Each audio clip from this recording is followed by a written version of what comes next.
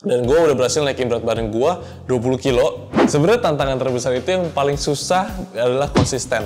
Kalau makan banyak tapi jadi sering BAB, setelah makan ngaruh gak sih ke surplus kalori? Nggak ngaruh. BAB nggak ngaruh. Gimana asupan makanan sehari-hari yang recommended bagi kalangan menengah ke bawah?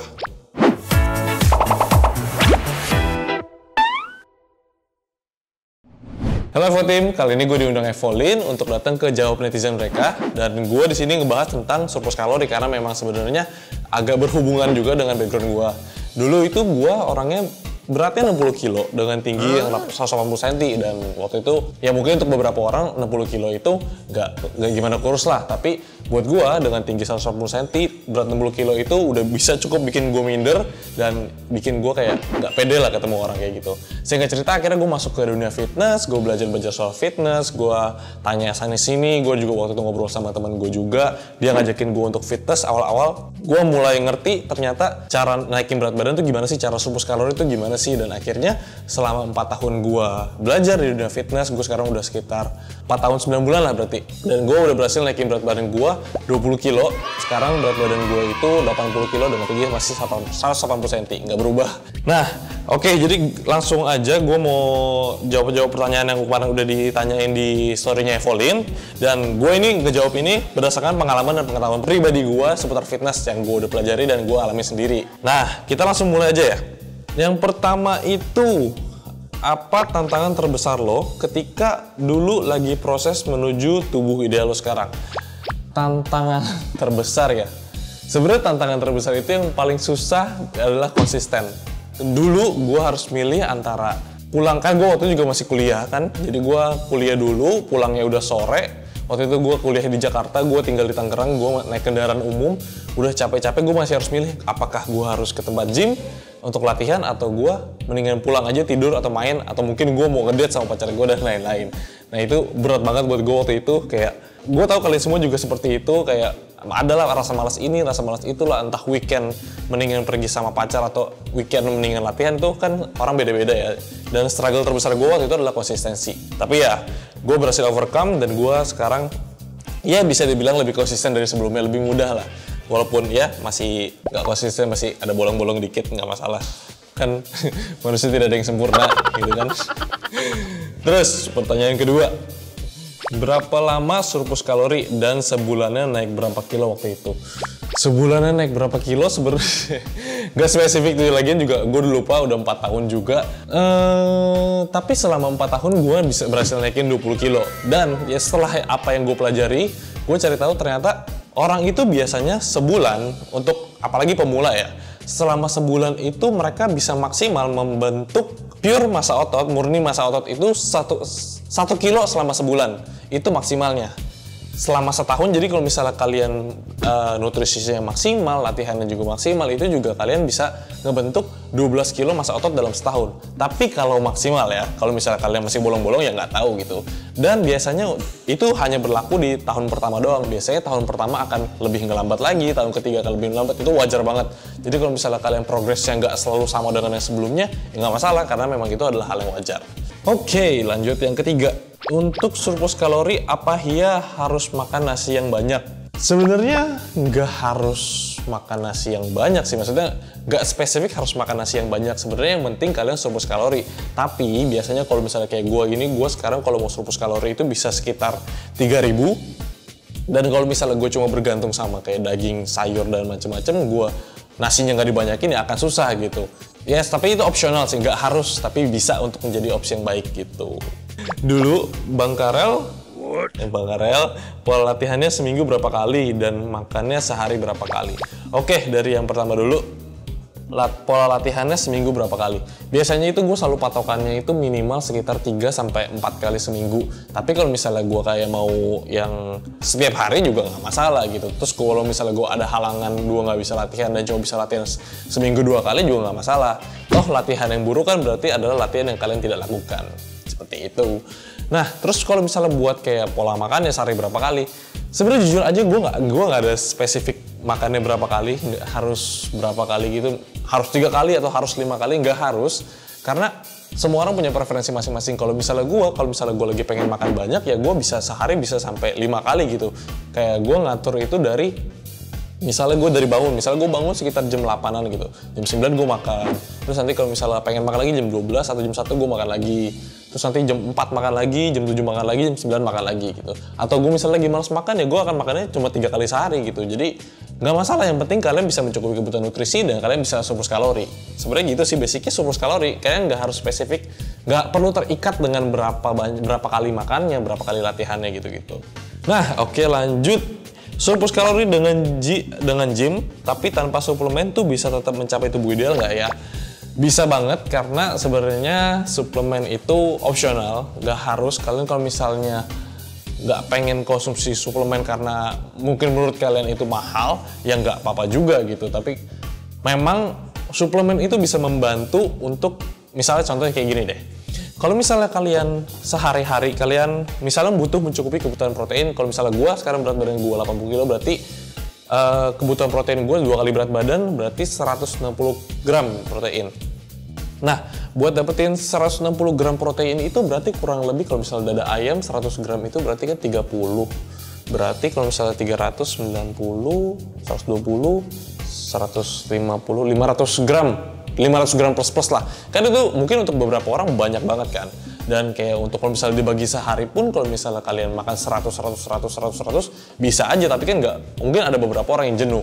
Dan gue juga kalau misalnya gue lagi sibuk, gue nggak sempat makan banyak daging, gue nggak sempat makan banyak protein, yang gue akan konsumsi kayak Evolin gitu, whey proteinnya, buat membantu gue mencukupi, karena kan lebih instan gitu kan. Lu cuma buka sasetnya, tuang, minum, selesai gitu, lu udah dapat 25 gram protein gitu kan. Apalagi sekarang udah ada isolin yang kandungannya tuh 27 gram, lebih gede lagi. Dan kadang-kadang juga mungkin gue bisa pakai FOMS gitu kalau misalnya gue kekurangan kalori, karena ya biasa kendala buat orang-orang yang pengen surplus kalori kan, mereka nggak bisa makan banyak. Akan lebih gampang lah kalian dari buat dan minum emang berasa agak kenyang, tapi dibandingkan kalian harus makan dulu, kunyah dulu pelan-pelan, terus telan, kan itu lebih enak gitu kan. Biasa buat orang-orang yang pengen lebih convenient, mereka yang lebih pengen simple, ya nggak masalah kalau misalnya mau pakai suplemen. Tapi nggak harus. Jawabannya kan nggak harus. Terus gimana cara ngitung surplus kalori yang benar? Nah, pertama kalian itu harus tentuin dulu TDEE kalian berapa. Itu gampang banget carinya. Kalian mau cari di internet pun bisa TDEE calculator. Kalau kalian isi berat badan kalian, tinggi badan kalian, usianya berapa, terus aktivitas sehari-harinya gimana, itu kalian udah bisa dapat TDEE kalian. Memang nggak akurat banget, tapi kalian bisa jadiin itu kayak sebagai patokan kurang lebihnya lah. Terus kalau misalnya kalian mau cari tahu berapa makanan yang kalian konsumsi, itu kalian bisa pakai aplikasi. Ada aplikasinya namanya antara Fat Secret atau kalian bisa cari MyFitnessPal, Nah, di aplikasi itu kalian bisa cari kayak misalnya kalian mau cari dada ayam gitu. Dada ayamnya misal 100 gram kalorinya berapa, nutrisinya berapa, itu semua ada. Terus kayak misalnya kalian masak nih nasi pakai telur, misalkan mau masak nasi goreng, nasi, telur, kecap, dan lain-lain, itu kalian bisa cari bahannya satu-satu, dan kalian bisa track, kalian bisa catet berapa kalorinya, berapa proteinnya, berapa lemaknya, semuanya lengkap di situ. Kalian bisa cek aja gitu. Kayak nasinya berapa masing-masing, terus kalian totalin dan kalian dapetin kalori satu makanan yang kalian makan gitu. Nah, kalian harus dapetin kalori melebihi dari TDEE kalian. Ya, simpelnya seperti itu. Sebenarnya nggak ribet, cuma yang ribet itu adalah ngelakuinnya secara konsisten. Terus lanjut yang selanjutnya, gimana asupan makanan sehari-hari yang recommended bagi kalangan menengah ke bawah? Oke, ini menarik. Karena dulu gue juga pas zamannya kuliah, dulu kan gue ngekos juga tuh. Dan ngekos ya mau dikasih memang duit jajan, tapi kan nggak seberapa gitu kan. Alhasil gue, kalau misalnya gue mikir, kalau misalnya gue makan di luar terus, itu nggak akan bisa cukup gitu duit jajan gue nggak bisa save, atau gue buat senang-senang atau jalan-jalan sama temen itu nggak cukup. Akhirnya gue memutuskan untuk gue masak waktu itu. Gue beli kompor, beli peralatan masak, terus gue mulai belanja setiap minggunya atau mungkin beberapa hari sekali gue ke supermarket buat beli beras, gue beli sayur-sayuran dan segala macamnya. Dan kalau misalnya rekomendasi makanan, sebenarnya paling gampang itu supaya kalian bisa track adalah kalian masak sendiri. Masak nggak susah kok, bener-bener kayak kalian misal dada ayam gitu, kalian potong kecil-kecil, kalian kasih garam lada, terus mau pakai saus tiram atau apa-apa atau segala macamnya, itu gampang banget, tinggal tambah-tambahin aja, coba-cobain. Nggak enak wajar, toh namanya juga belajar. Gue juga dulu kayak gitu, sering banget gagal, nggak enak, tapi ya karena irit karena anak kos, jadi akhirnya gue ya udah makan aja walaupun nggak enak gitu kan. Yang penting nutrisi gue tercukupi. Tapi ya seiring berjalannya waktu, gue selama ngekos gue masak terus, ya sekarang gue makanan udah paham gitu, gue gampang hitung kalorinya. Dan kalau misalnya gue di rumah lagi nggak ada makanan, gue cuma lihat bahan terus gue akhirnya bisa masak sendiri gitu kan. Jadi ya nambah-nambah skillnya lumayan. Lanjut, makanan yang Bang Karel makan pas lagi surplus kalori apa aja? Semuanya gue makan. Indomie gue makan, apapun yang gue suka gue makan. Gue sebenarnya juga nggak gimana. Banyak orang yang mikir kayak ketika gue makan di luar gitu, misalnya mereka mau makan ini, mereka akan nanya gue, tapi lu boleh makan ini nggak? Ya gue makan apa aja sih, maksudnya yang penting gue surplus kalori dan nutrisi gue tercukupi dan gue nggak kotor-kotor banget gitu makanannya. Itu fine banget buat gue. Kayak sesekali gue, ya nggak sesekali sih, gue sering juga makan Indomie dan gue tetap bisa maintain tubuh gue gitu. Jadi nggak spesifik harus makan apa kok. Kalau misalnya kalian mau tanya atlet manapun mereka makan apa pas surplus kalori, ya pasti mereka akan bilang ya apa aja yang lu mau makan gitu, nggak apa-apa gitu. Tapi memang ada yang bernutrisi, ada yang kurang bernutrisi gitu. Jeda waktu makan dan latihan biasanya sebagusnya sebenarnya kalau misalnya makanan yang susah dicerna kayak makanan berat gitu, itu kalau misalnya kalian mau makan makanan yang berat itu bisa 1 jam sampai 2 jam sebelum latihan. Tapi kalau misalnya kalian mau makan yang cepat dicernanya, kayak kalian mau makan pisang doang atau kalian mau minum suplemen gitu kayak Evolin, itu nggak masalah banget kalau misalnya kalian minum 1 jam atau setengah jam sebelum latihan. Itu nggak apa-apa. Terus yang selanjutnya itu tadi lanjutannya mana tadi? Lalu sebaiknya berapa lama durasi latihan dalam sehari? Oke, banyak banget orang. Gue juga sering buka Q&A gitu kan kalau misalnya di Instagram gue, dan banyak banget orang yang suka nanya, sebenarnya durasi yang ideal itu berapa lama sih gitu kan. Kalau misalnya gue sendiri ngerasa gak ada durasi yang ideal. Lu lakuin apa program yang lu udah bikin gitu, lu udah siapin mau latihan apa, ya durasi yang ideal adalah durasi saat lu selesai semua itu gitu. Kalau misalnya gue dulu itu gue pernah latihan bro split, atau yang kalian bisa tahu biasanya hari ini misalnya chest, besoknya back, besoknya shoulder, besoknya legs gitu-gitu. Gue waktu itu latihan bisa 6 atau 7 atau 8 variasi gitu, 6 sampai 8 variasi, dan itu bisa ngabisin waktu itu dulu gue bisa sampai 2 jam. Tapi karena waktu itu dulu gue awal nge-gym itu gue rame-rame sama teman gue berlima. Ya kalau misalnya rame-rame gantian alatnya lama, ngobrol lama, akhirnya selesai bisa 2 jam sampai 2,5 jam gitu kan. Kalau misalnya sekarang gue nge-gym sendiri, karena ya udah gak bareng-bareng sama teman-teman gue lagi, beda tempat, mereka di Tangerang, gue di Jakarta. Sekarang gue kalau misalnya sendiri itu bisa sejam bisa kelar, atau mungkin ya paling lama 1,5 jam lah gitu. Dan itu variasinya ya masih kurang lebih sama, 6 sampai 8 tergantung gue lagi fit atau enggak gitu. Kalau misalnya gue nambah-nambahin kayak latihan prot juga, ya kan itu nambah-nambah durasi lagi. Jadi menurut gue ya sih gak ada durasi yang ideal menurut gue. Tapi kalau misalnya latihannya udah 3 jam, ya itu berarti kalian kebanyakan ngobrol. Terus lanjut ke yang selanjutnya, sharing tips ngatur pola makan saat bulking. Oke. Gue sebenarnya sempet coba beberapa cara sih, tapi menurut gue yang paling enak itu adalah ketika gue makan ya 3-4 kali sehari, tapi biasanya makannya normal, porsinya normal, terus juga setiap jeda-jeda makan gue, misalnya gue makan jam 12, terus makan lagi jam 4 gitu. Sekitar jam 2-an gue akan ngemil gitu. Ngemil apapun, mau snack nggak apa-apa, mau kalian kacang-kacangan nggak apa-apa, buah-buahan nggak apa-apa, yang penting kalian nyemil. Yang penting kalian nambahin kalori tambahan di jeda-jeda makan kalian, dan itu nggak bikin kalian terlalu kenyang buat makan selanjutnya gitu.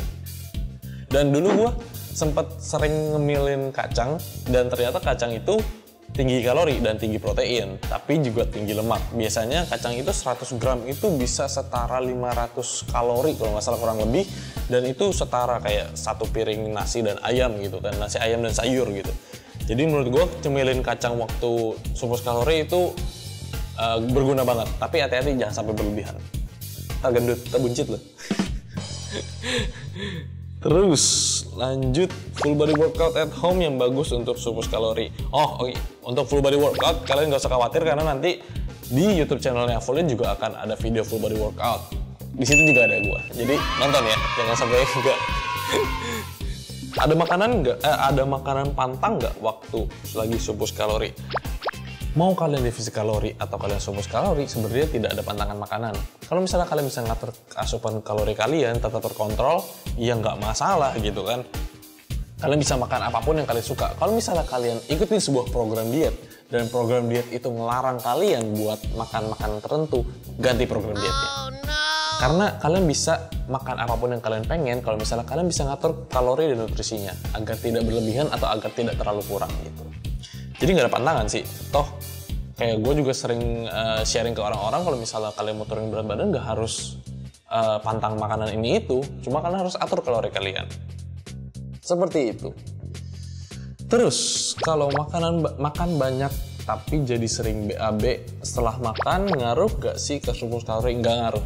BAB nggak ngaruh. Jangan pikir ketika makan banyak terus BAB terus nutrisi kalian keluar gitu. Nggak sesimpel itu harusnya. Kecuali kalau misalnya kalian makan gitu, nggak lewatin usus, nggak lewat lambung, dari makan langsung ke pantat, itu bisa aja. Tapi enggak kayak gitu. Oke, jadi pertanyaan-pertanyaannya tadi semua juga udah dibahas. Terus di sini harus disampaikan bahwa itu adalah pertanyaan-pertanyaan yang terpilih dan sudah disortir.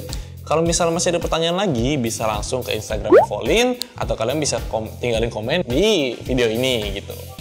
Terus kalian bisa kayak yang gitu-gitu biasa gitu kan, kalian harus like, komen, dan subscribe. Terus kalau misalnya kalian mau follow IG gue juga boleh banget di @karelcsn gitu.